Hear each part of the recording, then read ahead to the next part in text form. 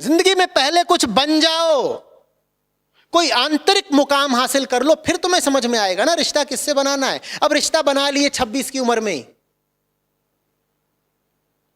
तुम्हारा लक्ष्य हो सकता है जिंदगी में ऊंचे उठना, जिससे तुमने रिश्ता बना लिया उसे ना उठने से कोई मतलब है, ना बढ़ने से कोई मतलब है, उसे बस फैलने से मतलब है। तुम ऊपर उठना चाहते हो, वो फैलना चाहता है। और अब तुम ऊपर उठ रहे हो, तुम्हें काहे को उठने देगा? और वो फैल चुका है, तुमसे आधा वजन ही है, ऐसे पकड़ेगा, खींच लेगा नीचे। और फिर रो रहे हो। अब रो सिर्फ इसलिए रहे हो क्योंकि वो 26-28 में तुम्हें इतनी जोर की काम वासना की खुजली उठी थी कि तुमसे रहा नहीं गया, फेरे ले आए। तुम्हें समझ में ही नहीं आता कि तुम ये सब जो गतिविधियां कर रहे हो वो ना व्यक्तिगत है ना सामाजिक है, वो वास्तव में प्राकृतिक हैं, जैविक हैं, शारीरिक हैं। ये सब तुमसे तुम्हारा शरीर करवा रहा है, समाज का तो नाम है।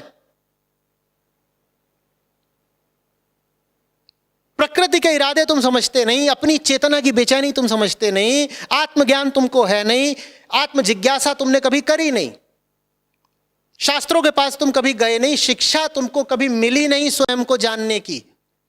नतीजा गलत रिश्ते, गलत वर्तमान, गलत भविष्य और चौपट जीवन। तुम्हें कुछ बात समझ में आ रही है? जिन्हें जीवन में ऊपर उठना हो, जिनके जीवन का ग्राफ कर्व यूं जाना हो, उन्हें जल्दी रिश्ता बनाना चाहिए या ठहर के देर में? तो पगलू, अभी जब तुम यूं ही व्यर्थ घूम रहे हो तो तुम क्यों रिश्तेबाजी में लग जाते हो? और उस रिश्तेबाजी की वजह सिर्फ एक है, मैं क्यों क्यों पूछ रहा हूं, वही जो तुमने सवाल में लिखी है, काम वासना। तुम और बातें 100 बोल दो, बोलो नहीं काम वासना नहीं थी, हम अकेला अनुभव करते थे। अकेला अनुभव करते थे तो कोई दोस्त बना लेते, जाके बैडमिंटन खेलने लगते, क्रिकेट की टीम में घुस जाते, अकेलापन नहीं रहता, 11 होते। या अकेलापन सिर्फ विपरीत लिंगी के साथ ही मिटता है? कौन सा अकेलापन है? ये बात अकेलेपन की नहीं है, इसमें तो मामला दूसरा है।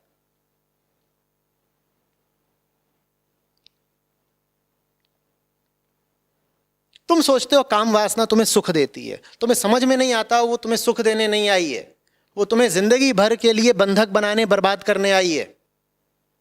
और ये मैं लड़के लड़कियों दोनों से बोल रहा हूं भाई, कोई ये ना सोचे कि मैं एक पक्ष की तरफ से।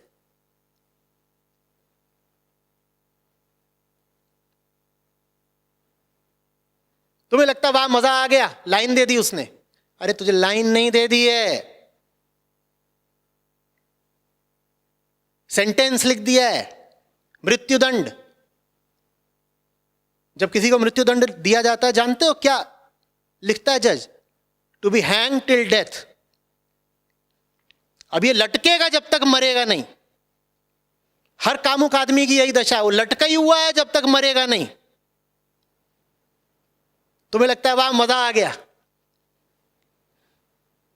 मैंने आंख मारी, उधर से भी आंख आ गई मर के। ये जो मरी हुई आंख है, ये न जाने क्या क्या मारेगी तुम्हारा। अब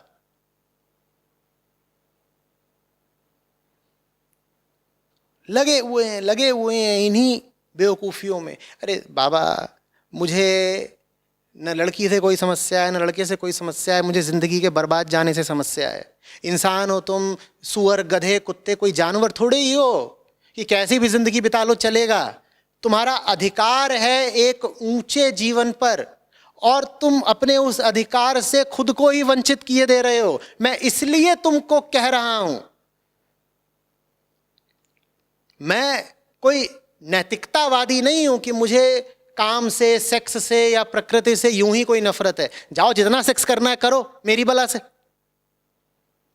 बात यह है कि उन चक्करों में तुमने जिंदगी खराब कर लेनी है, क्योंकि तुम समझते ही नहीं कि वो चक्कर तुम्हारी जिंदगी में आ कहां से रहे हैं। प्रकृति को समझना आसान नहीं है। वास्तव में पूरा आध्यात्मिक साहित्य आत्मा को नहीं समझता, अनात्मा अर्थात प्रकृति को ही समझता है। प्रकृति का ही पूरा अन्वेषण खोजबीन होती है। खुद को समझना माने प्रकृति को समझना। इसलिए अध्यात्म जवानों के लिए जरूरी है।